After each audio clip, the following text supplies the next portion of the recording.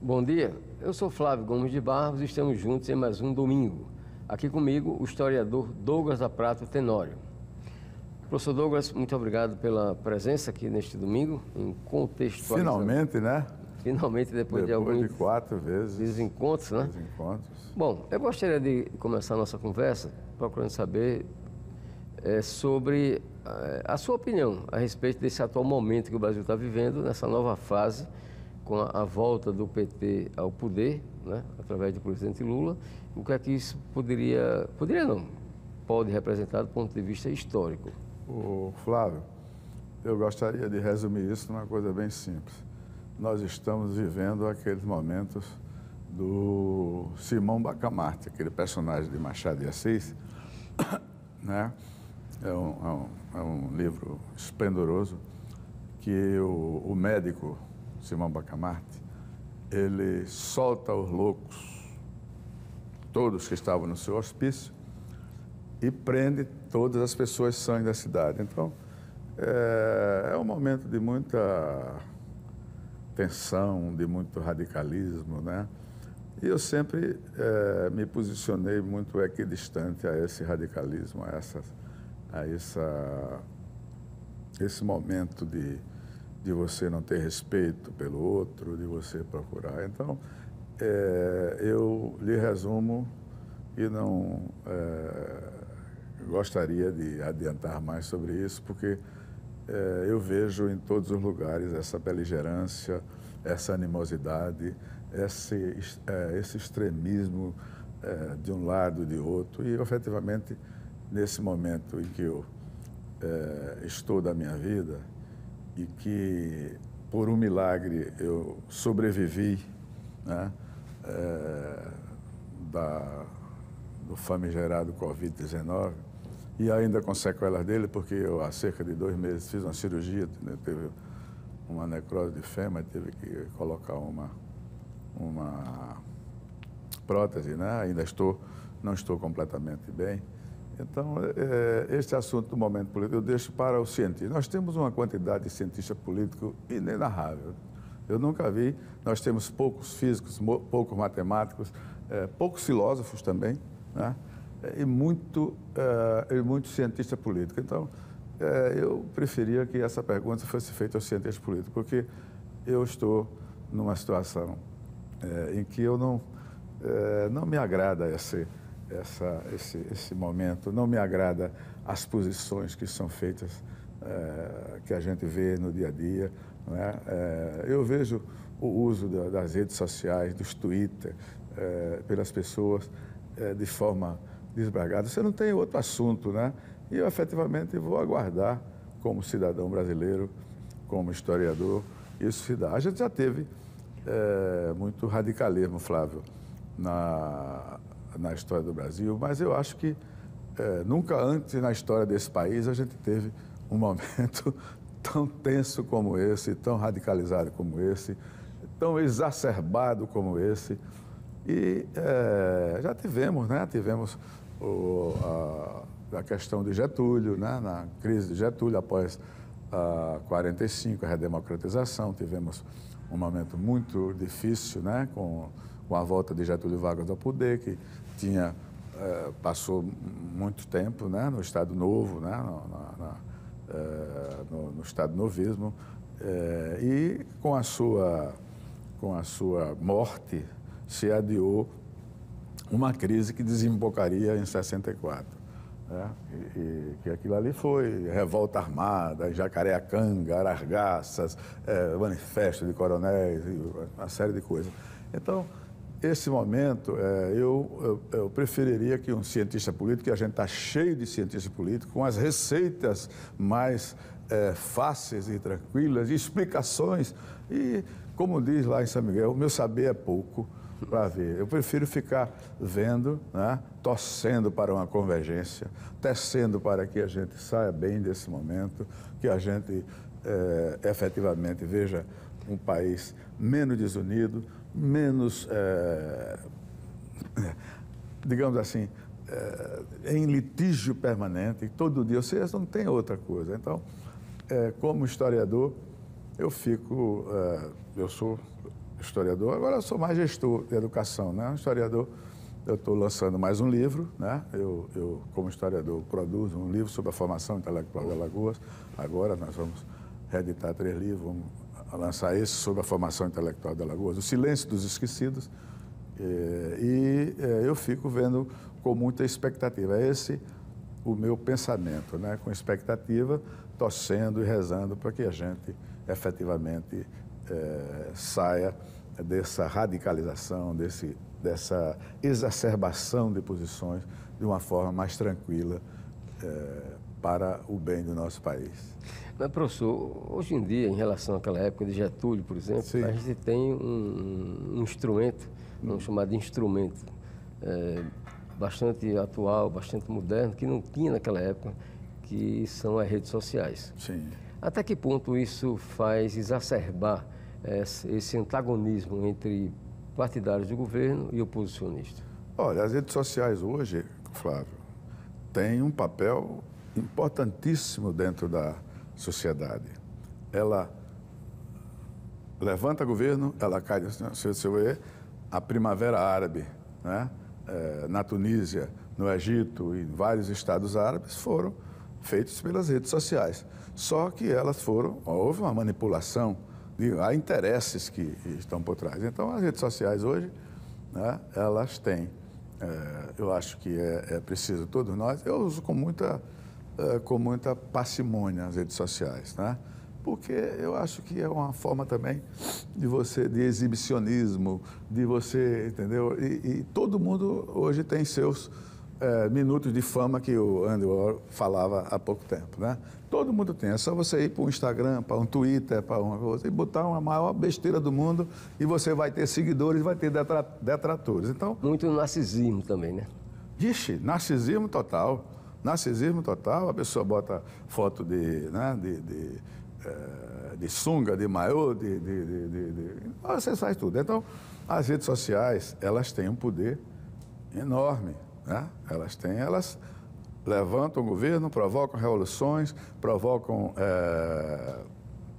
queda de governos, isso não é, nós temos. Então, a rede social hoje, ela compete com a imprensa tradicional, né?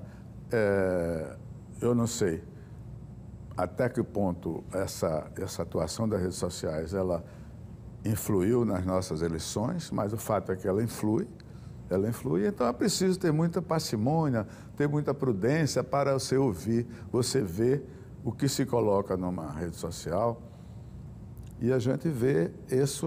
Eu tenho muita prudência nas redes sociais, eu normalmente coloco só o essencial com as pessoas que eu tenho afinidades, né, culturais, tenho afinidades afetivas. Então, eu compartilho com essas pessoas o meu pensamento, que eu sei que pensam igual a mim, que tem uma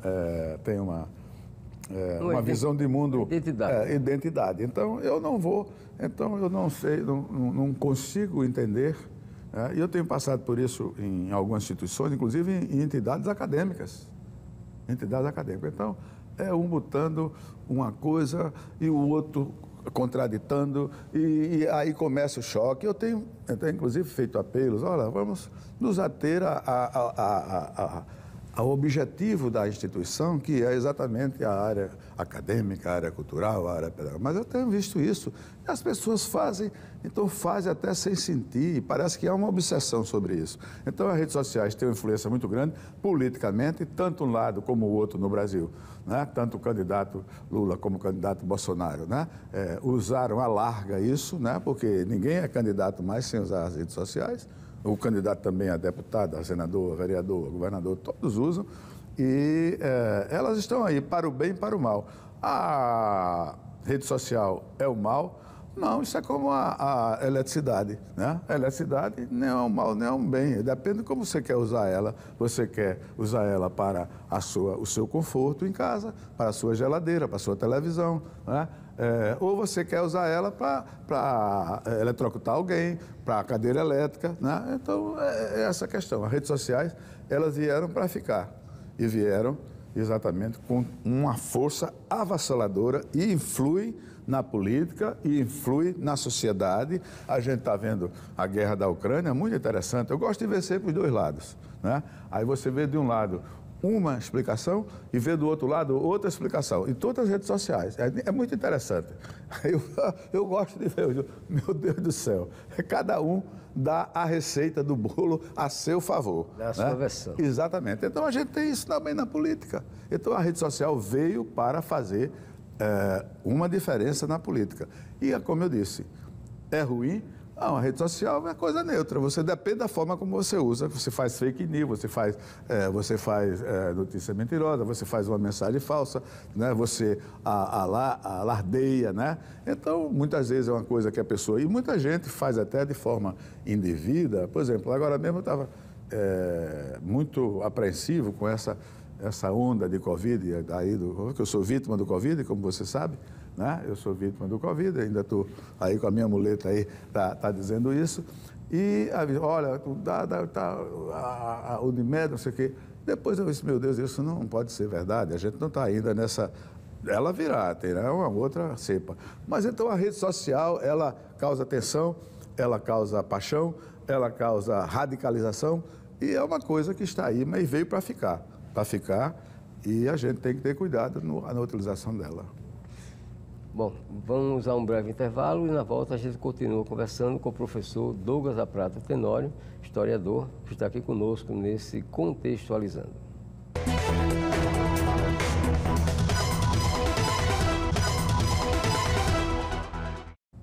Estamos de volta com o programa Contextualizando e hoje aqui comigo o historiador Douglas da Prata Tenório.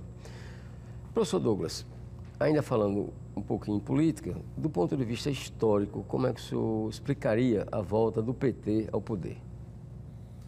Olha, há uma lei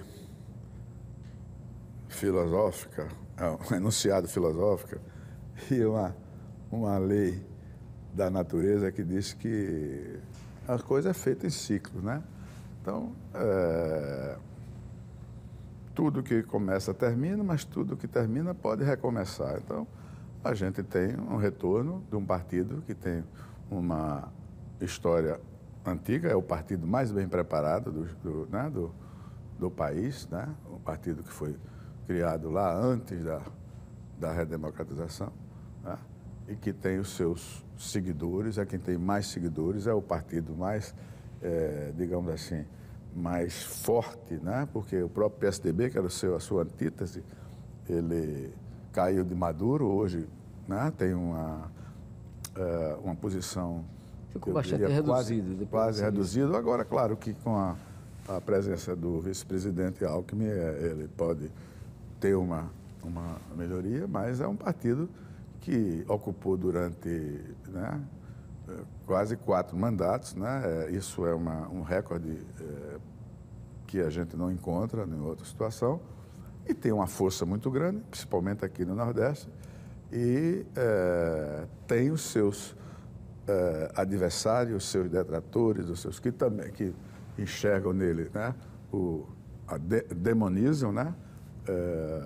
Muita coisa que ele fez foi coisa importante e muita coisa também fez que deixou a desejar, né? Nós esperamos que ele, de volta, ele retifique alguns erros que foram cometidos e que ele encontre a pacificação, né? Claro que não depende só dele, depende também dos outros partidos, porque a gente tem uma bancada de oposição muito forte, né? E então, mas isso é saudável para a democracia, né? O conflito de ideias, as ideias... O que não é bom para a democracia é a beligerância, é a radicalização, é a demonização, né? E é isso aqui.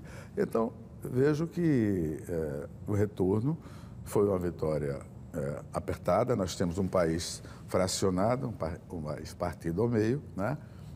Uma outra parte não, né? Não aceita. Não aceita, mas você tem uma eleição, né?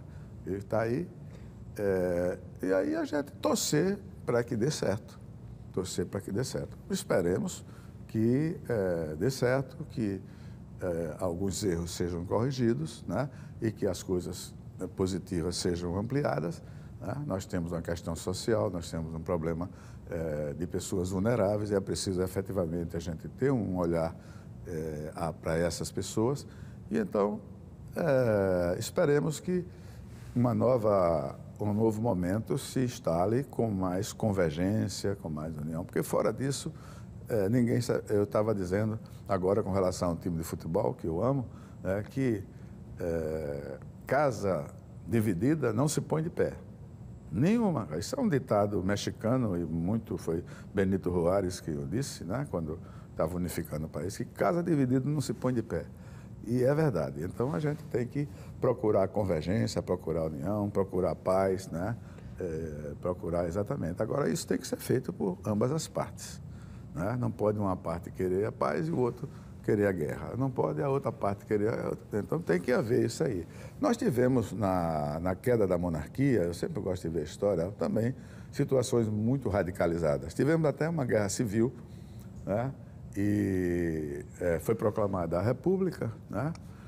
E Deodoro assumiu, que era a liderança que existia naquela época nos quartéis, e Deodoro não aguentou o tranco, né? Foi exato. Os monarquistas eram fortes, tinha também, a Marinha era monarquista, né?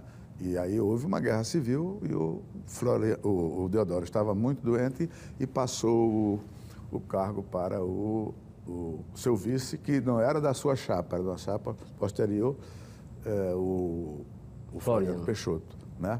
E Floriano entrou, aquele chamado Marechal de Ferro, reprimiu, ele entrou em conflito com os monarquistas, entrou em conflito com os antirrepublicanistas e consolidou a República, daí porque ele é chamado consolidador da República. Então, houve guerra civil, né?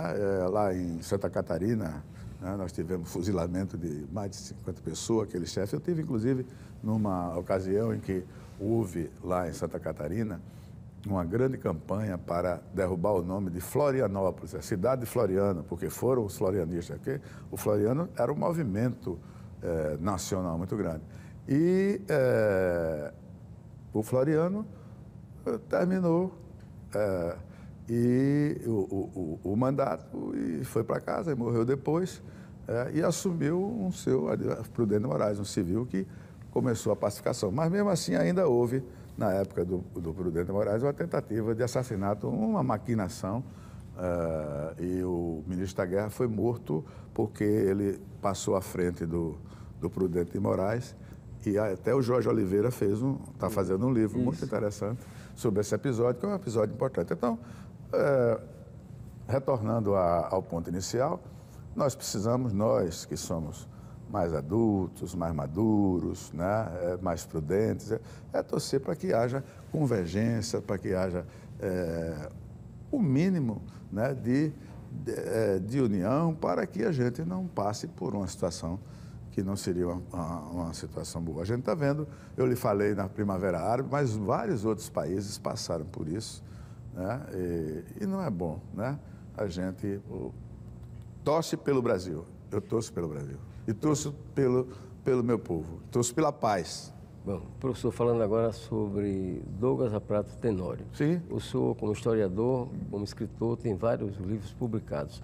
O que é que o senhor tem previsto ainda por esses próximos meses? Eu vou, haverá um chá de memória no dia. Eu estou sempre produzindo, né? Eu não consigo, como eu vejo mais a produção da história, da coisa, eu muitas vezes não mergulho nessas querelas, nessas coisas. Eu tenho minhas posições, né? Sou um caba de 78 anos quase, então eu tenho já a maturidade para escolher, né? O vermelho, o azul, o branco, então eu tenho a minha posição. Mas eu não quero que ninguém me enfie goela abaixo o que pensa. Eu raciocino, eu tenho alcance estratégico, eu tenho uma visão política também, né? Então, o Douglas Aprato vai reeditar 3 livros nesse chá de memória, lá no Arquivo Público de Alagoas, que é A Guerra do Açúcar, dos holandeses, que já é a sua 3ª edição, As Ilhas Operárias e a Mulher A Mulher nas Vilas Operárias, né?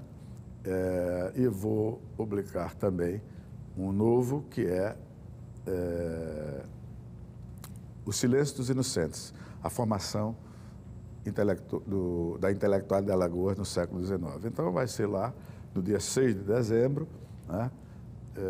Nós fazemos muito, eu gosto muito de livro, eu não sei você, Flávio, e vocês, telespectadores, mas eu não consigo gostar muito do livro digital, né? Eu gosto também não preciso do livro escrito, eu gosto de...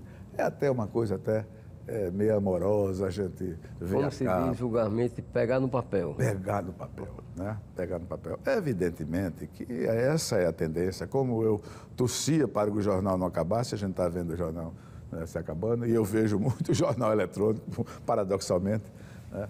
Mas estou fazendo isso e continuarei fazendo. Enquanto eu tiver força, né, mesmo essa provação que eu passei na vida, eu não deixei de estar lendo e estar estudando e estar fazendo. Então, é isso aqui, vou continuar. Acabei de vir de uma feira cultural lá do SESMAC, que a gente está voltando às atividades culturais. Tivemos há 15 dias atrás, uma grande exposição na Galeria de Arte Fernando Lopes. Agora, as nossas ruas do entorno do bairro, lá onde nós estamos sendo tomados por artesãos, quase 400 artistas, quilombolas, índios, artistas de toda ordem, escritores.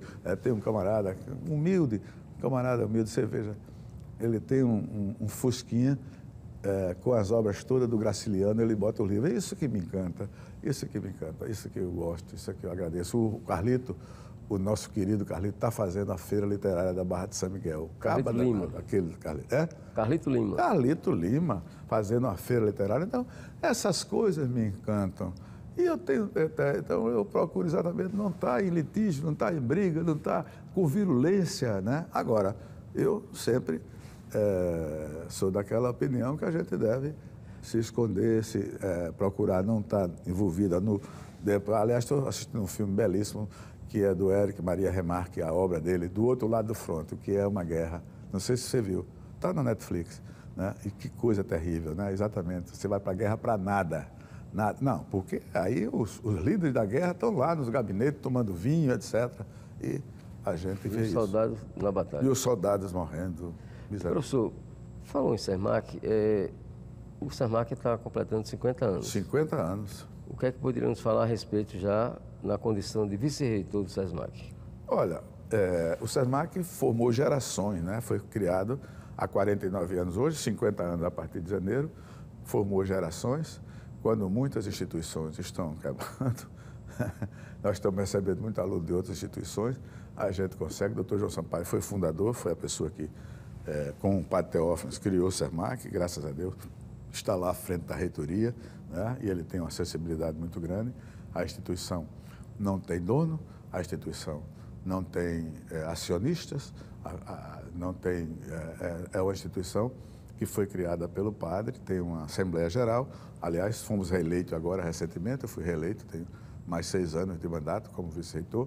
O doutor João foi eleito reitor, né? A diretoria toda continuou com a inclusão do doutor Pedro Alves, que fez parte também como segundo tesoureiro. Então, 50 anos não são 5 dias. Poucas instituições no Brasil têm isso aí. Então, nós não somos, temos convênio com a Mackenzie, tivemos um doutorado agora de psicologia, tem 160 anos. Mas o SESMAC vai fazer, claro, momentos especiais como essa feira que nós estamos fazendo cultural. Professor, agora para encerrar, a sua mensagem final. Olha, a minha mensagem é que a gente viva a vida com alegria, que a gente viva a vida pacificamente, viva a vida com amizade, que a gente procure sempre na diversidade, mesmo tendo conflito, e as ideias dos nossos amigos, dos nossos parceiros, das pessoas que estão aí, a gente procure unir e continuar, porque a vida é preciosa,